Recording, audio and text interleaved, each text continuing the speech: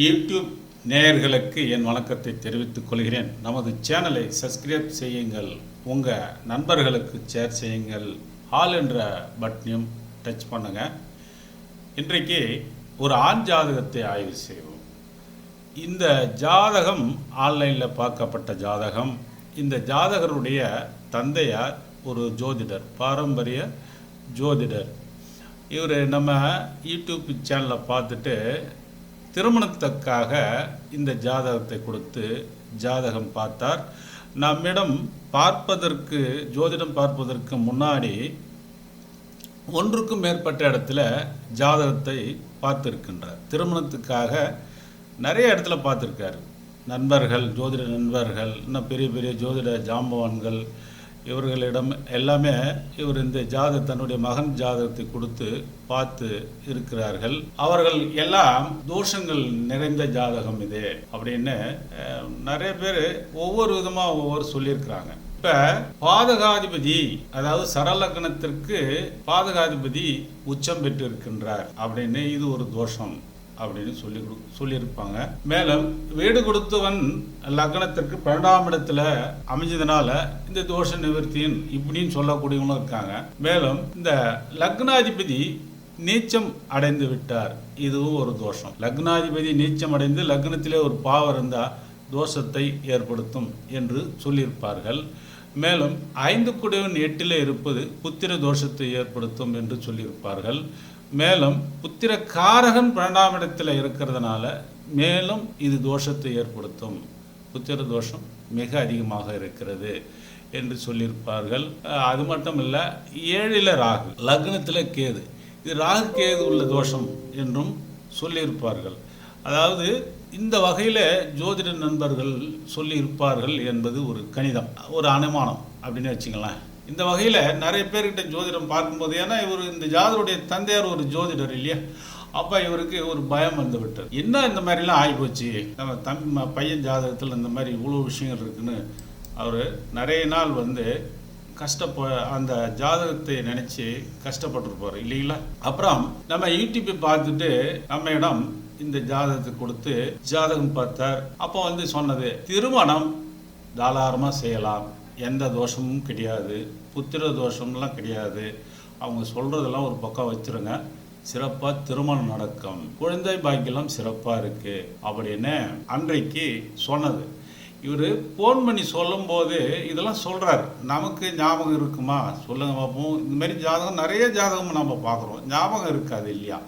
அப்புறம் அந்த ஜாதகத்தை கொடுத்து இந்த ஜாதகத்தை பார்க்கும்போது தான் தெரியுது. இப்போ இந்த ஜாதகம் பார்த்தார் இல்லையா, இப்போ தான் தெரியுது எனக்கு. அப்புறம் சொல்கிறாரு, ஏன்னா நிறைய பேர் எப்படி வேணாலும் பேசலாம் இல்லையா. அதனால் ஜாதகம் வந்த பிறகு ஜாதகத்தை கணிச்சு பார்த்த பிற்பாடு தான் நம்ம கரெக்டாக சொல்லியிருக்கிறோம், அந்த நினப்பு வருவதற்குண்டான வாய்ப்புகள் இருக்குது இல்லையா. ஒரு விஷயம் நம்ம ஒருத்தருக்கு சொல்கிறோன்னா அந்த ஜாதகம் அந்த எவிடன்ஸ், அந்த எவிடன்ஸ் வரும்போது தான் நம்ம எப்படி கணிச்சு பார்க்குறோமோ அப்போ தான் அந்த ஞாபகம் வரும். கரெக்டாக தான் நம்ம சொல்லியிருப்போம், கரெக்டாக நம்ம சொல்லியிருக்கிறோம் அப்படின்ற அந்த எண்ணம் வரும்போது தான் ஆஹா இவர் சொல்கிறது 100% கரெக்டு அப்படின்ற ஒரு எண்ணத்துக்கு வர முடியும் இல்லைங்களா. இப்போ இந்த ஜாதகத்துக்குள்ளே போவோம். ஆனால் தோஷங்கள் பார்ப்பதற்கு இந்த ஜாதகத்தில் புத்திர தோஷம் இருக்கிறது, லக்னத்திலே கேது இருக்கிறதுனால லக்ன தோஷம் இருக்குது. மேலும் 7ஆம் இடத்துல கேது ராகு இருக்கிறதுனால கலச தோஷம் இருக்குது. இப்படிலாம் சொல்லக்கூடியவர் இருக்கிறாங்க இல்லையா. இது தோஷமே கிடையாது, இந்த ஜாதகத்தில் தோஷம் கிடையாது. நிறைய நண்பர்கள் ராசி கட்டத்தை பார்த்துட்டு இது தோஷம், இது தோஷம் அப்படின்னு என்னென்ன தோஷங்கள் அவங்க கண்ணுக்கெல்லாம் தெம்படுதோ அதெல்லாம் சொல்லி பயம்படுத்துறது. இவர் அதே மாதிரி தான் பயப்பட்டுட்டு தான் வந்திருக்காரு. ஆனால் நம்ம சொன்ன பிறகு இவர் திருமணம் பையனுக்கு செஞ்சுருக்காரு, அப்பயும் அறகுறை மனசோட தான் செஞ்சுருக்காரு. அப்புறம் அந்த பாப்பா மாசமாக இருந்து குழந்தை பிறந்தது. குழந்தை பிறந்த பிற்பாடு பயம் நீங்கி விட்டது, இந்த தோஷங்களை பற்றி பயம் நீங்கி விட்டது. அப்போ இதுக்கு பரிகாரம்லாம் கேட்டார், எதுவுமே பண்ண வேணாம் சார் அப்படின்ட்டு. அப்போ குழந்தை திருமணமாகி குழந்தையெல்லாம் ஆகிப்போச்சு. இப்போ அவங்க வேலைக்காக நம்மக்கிட்ட ஜோசியம் பார்த்தாங்க இல்லையா. இந்த மாதிரி தவறுதலான தோஷங்கள், தவறுதலான ஒரு விஷயத்தை சொல்லி பயன்படுத்தக்கூடாது. மேலும் ஜாதகத்தில் உண்மை நிலையை சொன்னால் போதுமானது. ஜாதகத்தில் என்ன இருக்கோ அது சொன்னால் போதுமானது. இதுக்கு காரணம் என்ன? இப்போ இத்தனி ஜாதகர்கள் இத்தனி தோஷம் இருக்குன்னு சொல்லியிருக்கிறாங்க இல்லையா? இதுக்கு காரணம் என்ன? சரியாக கணிதம் செய்ய முடியாததால் இந்த மாதிரி பலன்கள் சொல்லக்கூடிய சூழல் ஏற்படுகிறது மற்றவர்களுக்கு. அதாவது இந்த கிரகம் என்ன செய்யும் என்பதை தெரியாமலேயே பார்த்த உடனே தோஷம் அப்படின்னு சொல்லக்கூடிய ஜோதிடர்கள் இன்றைக்கு நிறைய பேர் இருக்காங்க. வீட்டுக்கு ஒரு ஜோசிகாரங்க இருக்காங்க இல்லையா? எல்லாம் வீட்டுக்கு ஒரு ஜோசிகாரன் இந்த காலகட்டத்தில் இருக்காங்க. எது நன்மையை செய்யும் எது தீமையும் செய்யும் பலனை சொல்வது என்றால், தெரியாமல் பலன் சொல்வது என்றால் அவ்வளோ நல்லா இருக்காது. இப்போ இந்த ஜாதகத்தில் வருவோம். இது ஒரு ஆண் ஜாதகர். 12/5/1999 அன்று 10 மணி காலை 10:20 கேட்டை 3ஆம் பாதம் விருச்சிக ராசி கடக லக்னத்திலே ஜாதகர் பிறந்திருக்கின்றார். தற்போது வயது 34வது வயது நடப்பில் இருக்கிறது. சுக்கிர திசை புதன் புத்தி சனி அந்தாரம் நடப்பில் இருக்கிறது. தற்போது இப்போ லக்னத்தில் கேது இருந்த ஜாதகருக்கு தோஷம் சொல்றாங்க இல்லையா? இந்த கேது பாவக ரீதியாக 2ஆம் இடத்துக்கு வந்து விடுகிறார். நல்லா புரிஞ்சுக்கணும். இந்த கேது பகவான் பாவக ரீதியாக 2ஆம் இடத்துக்கு வந்துடுறார். அப்ப 2ஆம் இடத்துல இருந்தாலும் தோஷமே சார் அப்படின்னு சொல்லலாம். ஆனால் வீடு கொடுத்தவன் எவ்வகையில் இருக்கின்றானோ அவ்வகையிலே அந்த தோஷத்தை ஏற்படுத்தும் என்று சொல்ல வேண்டும். அந்த வீடு கொடுத்தவன் சூரியன் எங்க இருக்காரு? ராசி கட்டத்துல 10லையும் பாவகத்துல 11க்கும் வந்துடுறாரு. அங்க ஒரு நிரந்தரமற்ற ஒரு சூழல்ல அந்த சூரியன் இருக்கார். அப்ப நிரந்தரமா ஒரே இடத்துல இருந்தா கன்ஃபார்மா அது தோஷம்தான். ஆனா வீடு கொடுத்தவன் நிரந்தரமான ஒரு பாவத்தில் இல்லை என்பதால் இது தோஷம் கிடையாது என்று எடுத்துக்கொள்ளலாம். மேலும் சூரியன் அங்க உச்சம் பெற்றிருக்காருன்னு சொல்லுவார். சில நண்பர்கள் சொல்லுவார்கள் இல்லையா, சூரியன் உச்சம், சுக்கிரன் உச்சம், சந்திரன் நீச்சம், இப்படிலாம் சொல்லுவாங்க. ஆனா உண்மையாலுமே அங்க சூரியன் உச்சமா இருக்காரே தவிர அவர் பாவ ரீதியாக 11ஆம் இடத்திற்கு வந்து விடுகிறார். அப்ப எப்படி சூரியன் உச்சம் என்று சொல்ல முடியும்? சிந்திக்கணும் இல்லையா? அதனால இந்த தோஷம் 2ஆம் இடத்து தோஷம் இல்லை என்று எடுத்துக்கொள்ளலாம். இதுதான் அன்னைக்குன்னு சொன்னது.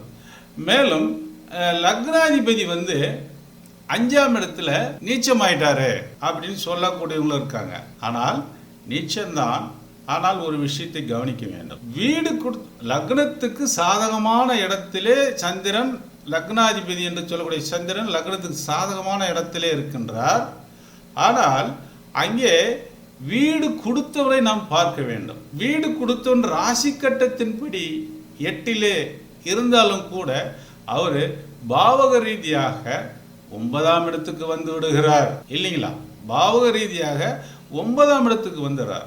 அப்புறம் அந்த நீச்சன்ற வார்த்தைக்கு அங்கே இடம் இல்லை, புரிதல் வேணும். மேலும் அந்த வீடு கொடுத்தோன்னு சாதகமான அந்த 5ஆம் இடத்துக்கும் சாதகம், லக்னத்துக்கும் சாதகமான இடத்திலே வந்துடுறாரு இல்லைங்களா? இந்த மாதிரி அந்த 5ஆம் பாவம் காரகங்கள் சிறப்பாகவே கிடைக்கும் இந்த ஜாதகருக்கு என்று சொல்ல வேண்டும். மேலும் இந்த 7ல் ராகு இருக்கார். 7ல் ராகு இருந்த தோஷம் இல்லைங்களா? அவர் என்ன பண்ணுறாரு அப்படின்னா பாவ ரீதியாக 8ஆம் இடத்துக்கு சென்று விடுகிறார்.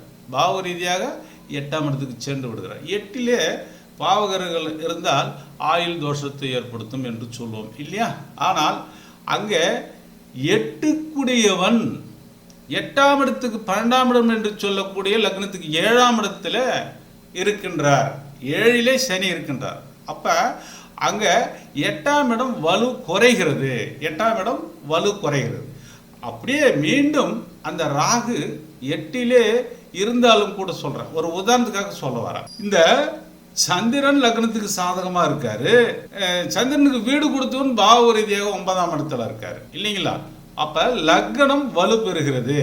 லக்னம் வலு பெறுகிறது. அப்ப 8ஆம் இடத்துல உள்ள ராகு ஒன்றும் செய்ய முடியாது. வீடு கொடுத்தவன் தன்னுடைய பாவத்துக்கு சனி பகவான் 12ஆம் இடத்துக்கு லக்னத்துக்கு 7ஆம் இடத்துக்கு வந்துடுறாரு இல்லையா? இது ஒன்று. மேலும் லக்னம் வலுவாக இருக்கிறது. அதனால இந்த தோஷம் கிடையாது, தோஷ நிவர்த்தி என்று சொல்ல வேண்டும் இல்லைங்களா? பாதகாதிபதி சரலக்னத்துக்கு பாதகாதிபதி 11ஆம் இடம் இல்லைங்களா? 11 உச்சம் பெற்றிருக்கார் அப்படின்னு சொல்லக்கூடிய ஜோதிடர்கள் இருக்கா இல்லையா? அவர் 11 அது 9ஆம் இடத்துல கிடையாது. 11 சுக்கிரன் கடகலக்கணத்துக்கு சரலக்கணம் இல்லையா, அவர் பாதகாதிபதியாக வர்றாரு கடகலக்கணத்துக்கு. அவர் எங்க 9ஆம் இடத்துல உச்சம் பெற்றிருக்கார். அந்த இடம் உச்சம் பார்க்கறதுக்கு ராசி கட்டத்தின்படி உச்சமாக தான் இருக்கார் இல்லைங்களா. ஆனால் அவரும் பாவ ரீதியாக 10ஆம் இடத்துக்கு வந்து விடுகிறார். அப்புறம் எப்படி அந்த உச்ச கிரகத்தினுடைய காரகங்கள் கிடைக்காது இல்லைங்களா. இதுமாரி ஆட்சி, உச்சம், நட்பு, பகை, நீச்சம், இதனால தான் நான் எந்த ஜாதகத்திலும் எடுக்கிறதில்ல, உங்களுக்கு புரிய வைக்கணும் என்பதற்காக இதெல்லாம் சொல்லக்கூடிய ஒரு சூழல் ஏற்படுகிறது. மேலும் சூரியன் உச்சம் என்று சொல்வார்கள். அது மேசராசிலிருந்த உச்சம்தான். ஆனால் அவர் பாவ ரீதியாக 11ஆம் இடத்துக்கு வந்துடுறாரு. அப்போ உச்சனை எப்படி சொல்ல முடியாது. மேலும் குரு உத்திர காரகன், அது 9ஆம் இடத்துக்குரியவர் இல்லையா. 9க்கும் 6க்கும் உடையவனாகி 12ஆம் இடத்துல ராசி கட்டத்தின்படி இருக்கார். மேலும் அந்த குரு பகவான் லக்னத்திற்கு வந்து விடுகிறார் இல்லைங்களா.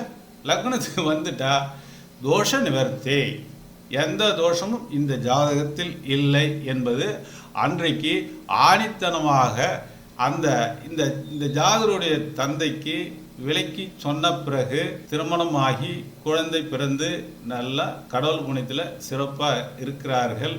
இன்றைக்கு தான் அவர் லைனில் வேலையை பற்றி கேட்க வந்தார். அப்போ தான் இந்த கதையெல்லாம் சொல்கிறார். ஜாதகத்தை பார்த்த உடனே தான், கணிச்ச உடனே தான் இது அன்னைக்கு பார்த்த ஜாதகம் என்ற நினைவு நமக்கு வருகிறது. இதே போல் இன்னொரு ஜாதகத்தில் சந்திப்போம்.